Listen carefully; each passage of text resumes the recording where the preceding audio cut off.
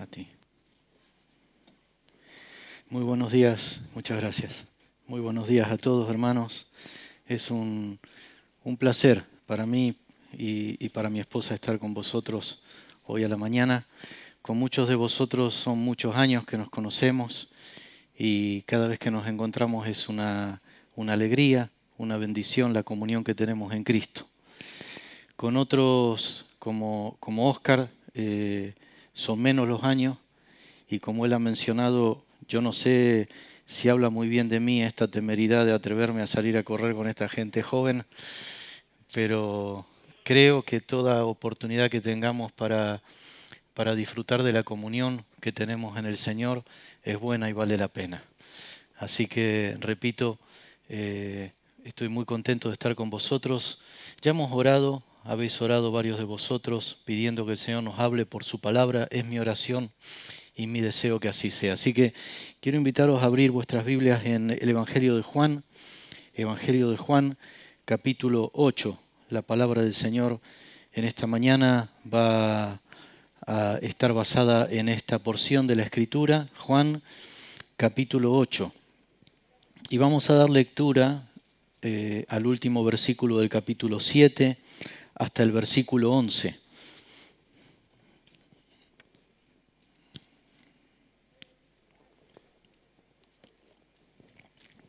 Juan capítulo 8, versículos 1 al 11, leemos desde el versículo 53. Yo he titulado la reflexión que quiero compartir hoy con vosotros, Miseria y Misericordia. Y dice así la palabra del Señor. Cada uno se fue a su casa y Jesús se fue al monte de los olivos. Y por la mañana volvió al templo y todo el pueblo vino a él y sentado él les enseñaba. Entonces los escribas y los fariseos le trajeron una mujer sorprendida en adulterio y poniéndola en medio, le dijeron: Maestro, esta mujer ha sido sorprendida en el acto mismo del adulterio, y en la ley nos mandó Moisés apedrear a tales mujeres. Tú pues, ¿qué dices? Esto decían tentándole para poder acusarle, pero Jesús, inclinado hacia el suelo, escribía en tierra con el dedo. Y como insistieran en preguntarle, se enderezó y les dijo: El que de vosotros esté sin pecado, sea el primero en arrojar la piedra contra ella. E inclinándose de nuevo hacia el suelo, siguió escribiendo en tierra. Pero ellos, al oír esto, acusados por su conciencia, salían uno a uno, comenzando desde los más viejos hasta los postreros, y quedó solo Jesús y la mujer que estaba en medio. Enderezándose Jesús y no viendo a nadie sino a la mujer, le dijo: Mujer, ¿dónde están los que te acusaban? ¿Ninguno te condenó? Ella dijo: Ninguno, Señor. Entonces Jesús le dijo: Ni yo te condeno. Vete y no peques más. Amén. El Salmo 85:10 fue un versículo que saltó inmediatamente a mi mente al reflexionar, al leer esta porción de la Escritura. La misericordia y la verdad se encontraron, la justicia y la paz se besaron. Y esto se cumplió en Jesús. Y se cumplió en Jesús de manera general, pero de forma específica en esta porción que acabamos de leer. Aunque no lo parezca a primera vista, porque esta es una porción de la Escritura en la que nos resulta muy fácil reconocible a Jesús. Es muy fácil, no contradice la dinámica, la tónica general de Jesús, la porción que acabamos de leer. No obstante, este pasaje ha sido una de las porciones más cuestionadas y más polémicas. La crítica literaria ha considerado que no debía formar parte del texto sagrado. De hecho, hay algunas porciones que la ponen entre paréntesis. No obstante, yo creo que esta historia es una historia en la que se presenta el Evangelio de Jesucristo. Se presenta el Evangelio de este Jesús, se anuncia las buenas noticias de aquel que restaura, que redime, que limpia, que levanta, que dignifica, que perdona, que promueve a la persona a un ámbito de dignidad y de libertad. Yo creo que esta es una porción netamente evangélica. Y en esta historia, yo percibo, encuentro el choque, el encuentro, la confrontación de dos dinámicas, de dos culturas, de dos maneras de ser y de estar en el mundo. Una que redime, que limpia, que restaura y otra que lapida, que cancela, que cierra, que destruye. Por eso yo quisiera plantearos el abordaje de este texto en esta mañana a partir de tres sencillas preguntas. Tres preguntas que nos dan una clave, o permitidme sugeriros esta clave para recorrer esta escritura. ¿Tierra o piedras? La primera pregunta. ¿Todos o tú? La segunda. Y por último, ¿pasado o futuro? Creo que detrás de esta historia nos puede ayudar este recurso para abordar, esta es la hoja de ruta, esta es la guía que yo os propongo para reflexionar y acercarnos a este pasaje. En primer lugar, ¿tierra o piedras? Hermanos, en este pasaje se plantea un claro contraste entre los materiales de los que se vale cada uno de los grupos o cada uno de los protagonistas para llevar a cabo su obra. Jesús, humildemente inclinado hacia el suelo, escribe con su dedo en tierra. Los demás empuñaban piedras. La Escritura tiene un largo historial de propuestas de construcción a base de piedras. Sin ir más lejos, en el comienzo del ministerio de Jesús, el enemigo, muy amante de este tipo de material para construir, le ofreció piedras. No quiero abusar de metáforas, pero creo que es fiel al sentido del texto, a la actitud de Jesús, la figura que se nos plantea en este texto. En Jesús, que está actuando con misericordia. Y la misericordia se escribe sobre material blando, se escribe sobre corazones, se escribe sobre rostros, sobre realidades dinámicas. La misericordia, en contraste con el juicio cerrado, con la actitud de los fariseos, es versátil, es nueva cada mañana, porque nuevas cada mañana son las necesidades en las cuales se ha de aplicar la misericordia. Por el contrario, el juicio cerrado se parece más a esa postura objetiva, cerrada, calculada, definida, pétrea, fría, piedras.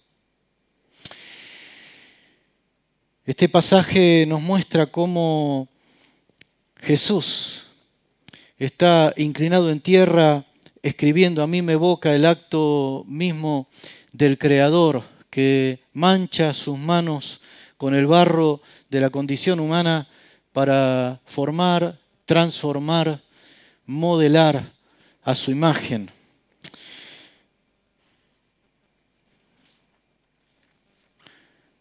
Esta mujer fue arrojada a los pies de Jesús como una piedra. Realmente el acto de la mujer, no nos equivoquemos, a quien perseguían no era la mujer, era Jesús. La mujer era la excusa, era la piedra que pretendían emplear para arrojar contra Jesús. Es muy interesante porque el capítulo 8, si lo leemos por completo, acaba justamente con un escenario así. Jesús sale en medio de ellos que estaban intentando apedrearlo.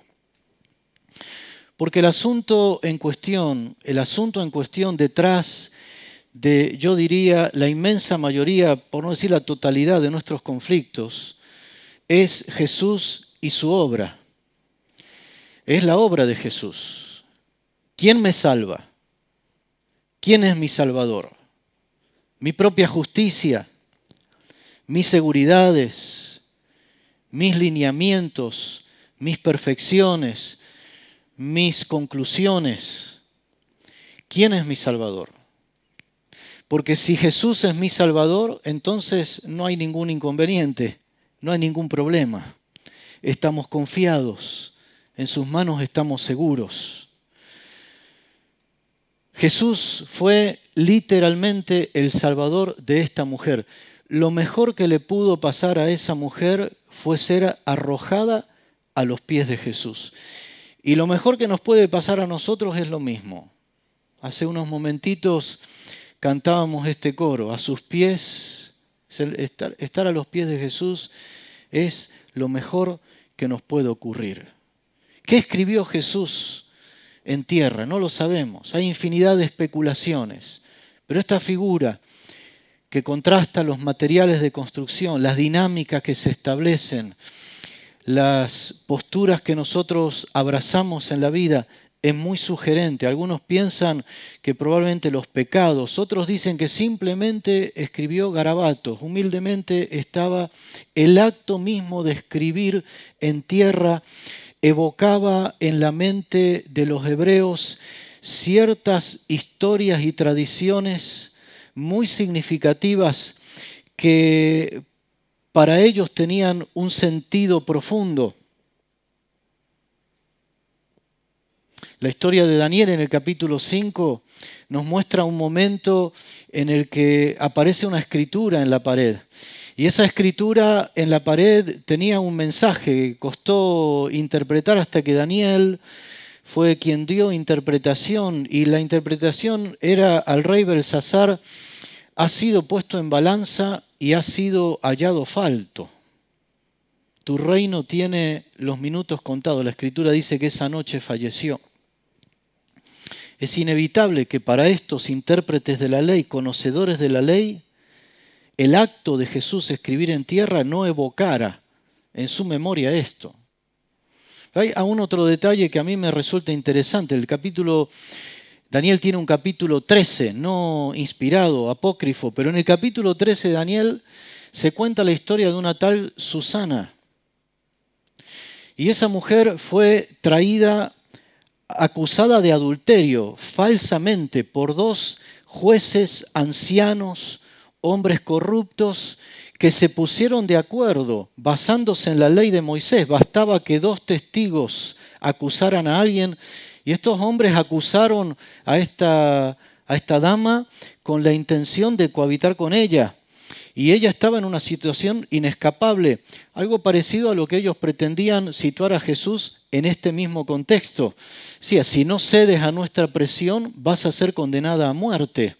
Finalmente Daniel interviene. Eso no forma parte del texto sagrado, repito, pero sí forma parte del acervo cultural de los rabinos, y ellos eran conocedores de esta historia. Así que el mismo acto, ¿qué quiero decir? No sabemos qué escribió Jesús en tierra, pero el mero acto de escribir en tierra evocaba todo esto que provocó lo que provocó.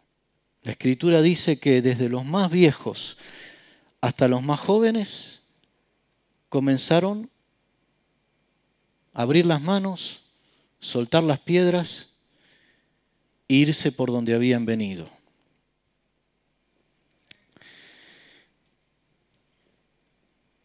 Es interesante, frente a esta primer reflexión, a esta primer clave que proponemos en la Escritura, valorar también, plantearnos ante un espejo.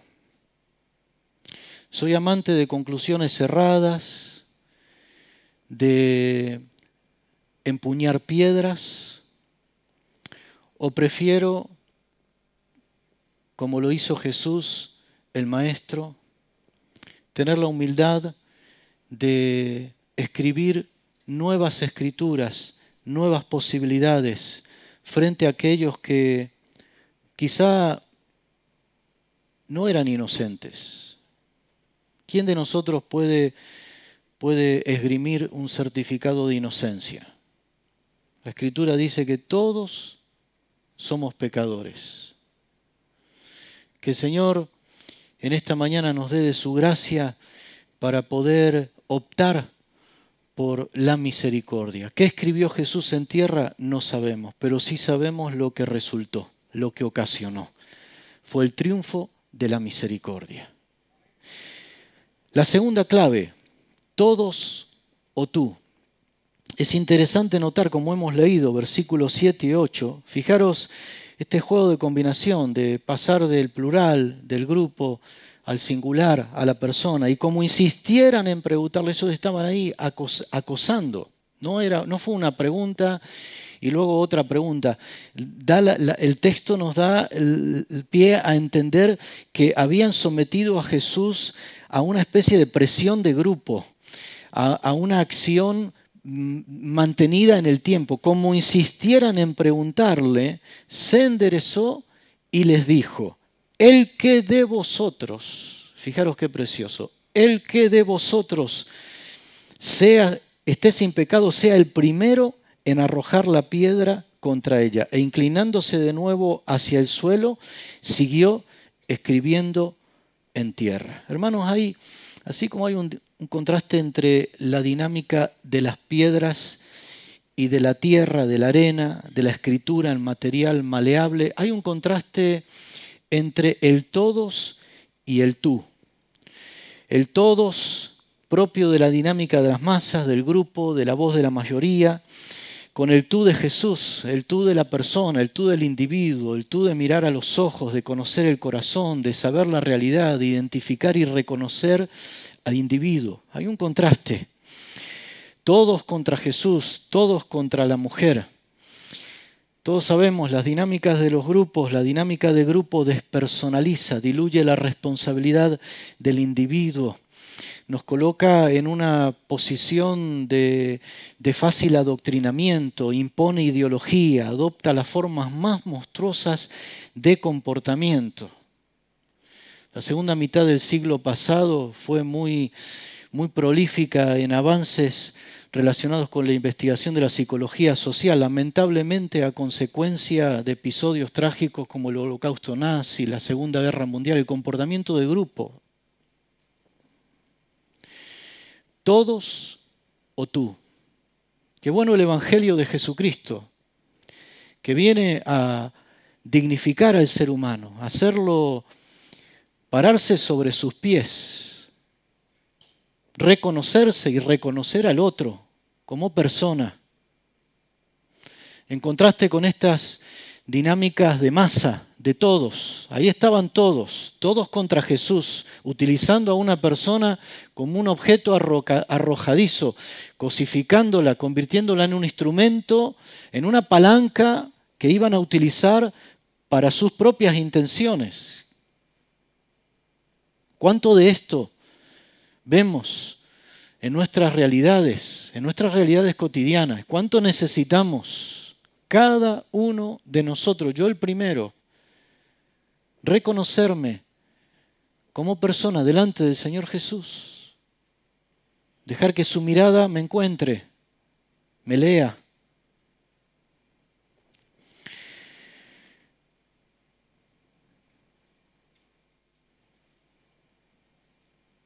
La primera piedra normalmente es la que todo lo fastidia. Jesús cambia el código. Sutilmente ahora plantea una variante revolucionaria. Ahora el criterio habilitante, según Deuteronomio, bastaban 2 testigos, como he mencionado recién, y sabemos. Pero ahora la variante revolucionaria que Jesús introduce es, más que haber visto y saber del otro, es saber de mí. El que de vosotros pasa del plural, de la masa, al singular del individuo. La primer piedra es la que suele fastidiarlo todo. Chismes, comentarios, rumores, murmuraciones, opiniones, comentarios en las redes sociales. Incluso hay lapidaciones que se hacen a cuerpo ausente. Hay lapidaciones que se realizan cuando el condenado no está allí. Hay palabras piedra, hay miradas piedra, hay gestos piedra, hay silencios piedra. ¿Cuántas veces, lamentablemente, al decir manos a la obra, lo que realmente estamos diciendo es manos a las piedras? Que el Señor nos dé de su gracia. Esta palabra, la reflexión de esta palabra a mí me confrontaba en primer lugar conmigo mismo, con mi actitud. ¿Cuál es mi dinámica? La dinámica del que escribe trazos de misericordia, de amor, que promueve dinámicas de restauración, o la dinámica de aquel que es presto para empuñar piedras, la dinámica del que se refugia en el anonimato de la masa, o de aquel que mira a la persona que se reconoce a sí mismo delante del Señor. Versículos 8 y 9. E inclinándose de nuevo hacia el suelo, siguió escribiendo en tierra. Pero ellos, al oír esto, acusados por su conciencia, salían uno a uno. Fijaros qué interesante el contraste de la Escritura. Del todos al uno a uno. Desde los más viejos hasta los postreros. Y quedó solo Jesús y la mujer. Qué maravilloso. Qué maravilloso poder sabernos solos delante del Señor. Hay seguridad, hay salida, hay descanso, hay perdón de parte del Señor para cada una de nuestras vidas. En último lugar, pasado o futuro. Fijaros qué interesante versículos 10 y 11. Nuevamente se plantea esta dinámica entre el pasado y el futuro. Enderezándose Jesús y no viendo a nadie sino a la mujer, le dijo: mujer, ¿dónde están los que te acusaban? Está conjugando el tiempo verbal en pasado. ¿Dónde están los que te acusaban? ¿Ninguno te condenó?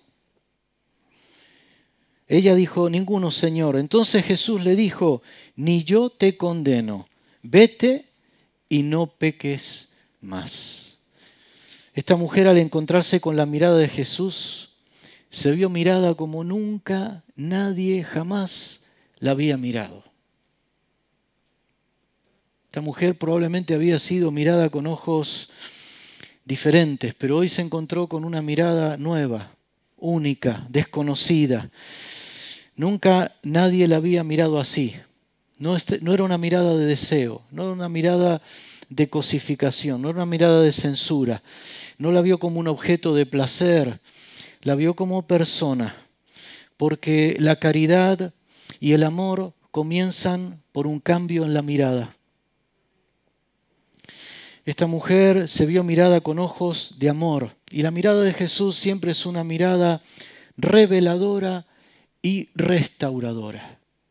Eso es lo que hace Jesús cuando nos mira.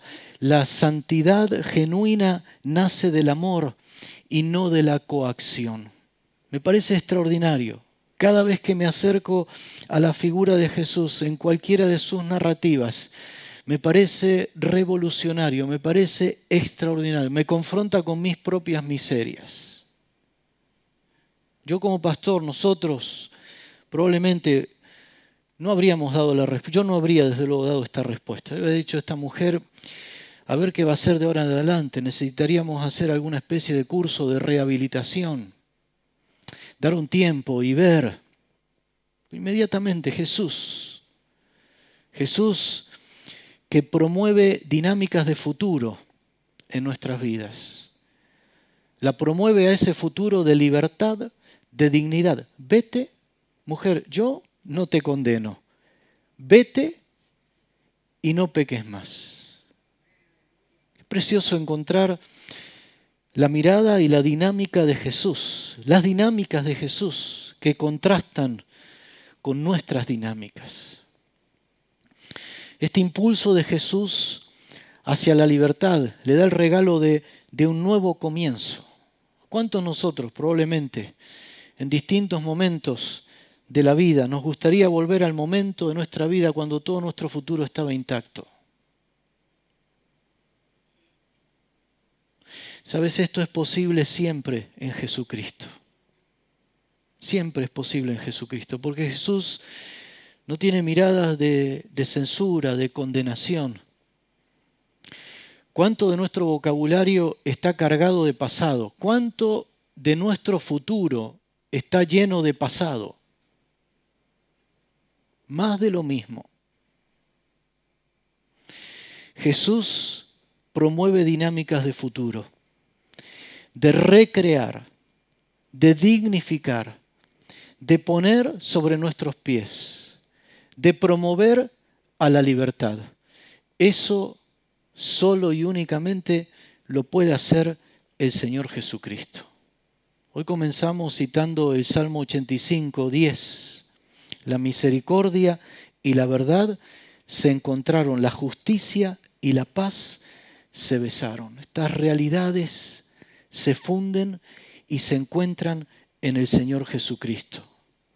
Hermanos, ya concluyendo, este mensaje, este pan que pongo delante de vosotros hoy, que me alimentó y cada vez que me acerco a este pasaje sigue promoviendo dinámicas de reflexión y de arrepentimiento en mi corazón.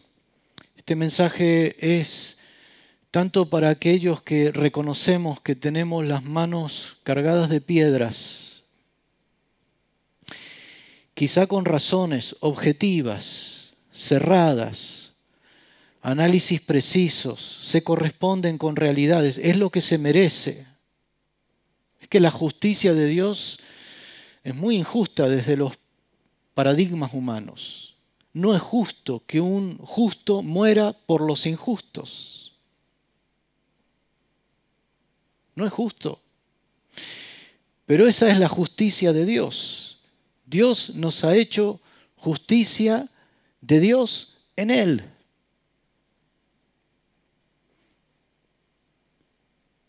A veces tenemos las manos, nos reconocemos con las manos cargadas de piedra. Hoy es un buen momento para decir, Señor, yo quiero ser de aquellos que sueltan las piedras. Que sueltan las piedras y que optan por escribir con el dedo en tierra. En esta tierra, en la tierra que nosotros pisamos, en esta cultura, en este ambiente, en esta familia, en estos contextos, donde a veces nos encontramos con situaciones complejas, pero ahí tenemos a Jesús. Este mensaje es para aquellos que tal vez tienen piedras cargadas contra sí mismos.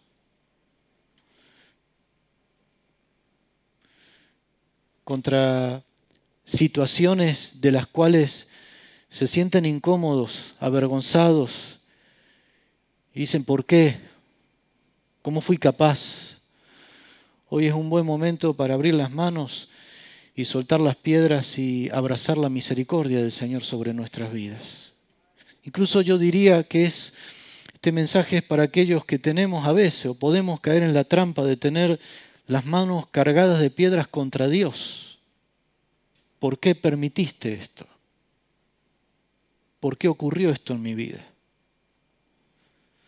Cuando Dios es el que se humilló en Jesús y vino para salvarnos, para levantarnos, para perdonarnos, para restaurarnos a esta vida que le propone a esta mujer y nos propone también a cada uno de nosotros. En esta mañana mi oración es que el Señor, a través de esta sencilla reflexión, nos ayude a ser de aquellos que escriben en esta tierra, en sus familias, en sus amigos, en los que están a su alrededor, escriben el mensaje de salvación, el mensaje de Jesús. Aquellos que asumimos la responsabilidad personal, individual. Hay un momento en la vida en el que nosotros sabemos que la cuestión tiene que ver exclusivamente con cada uno de nosotros delante de Dios. Y eso se concreta con personas, se concreta con individuos, con historias, con realidades específicas. Familia, hijos, comunidad, iglesia, compañeros de trabajo. Estamos solos delante del Señor. Esa dinámica es una dinámica en la que el Señor quiere construir futuro en nuestras vidas. Que el Señor os siga bendiciendo. Amén.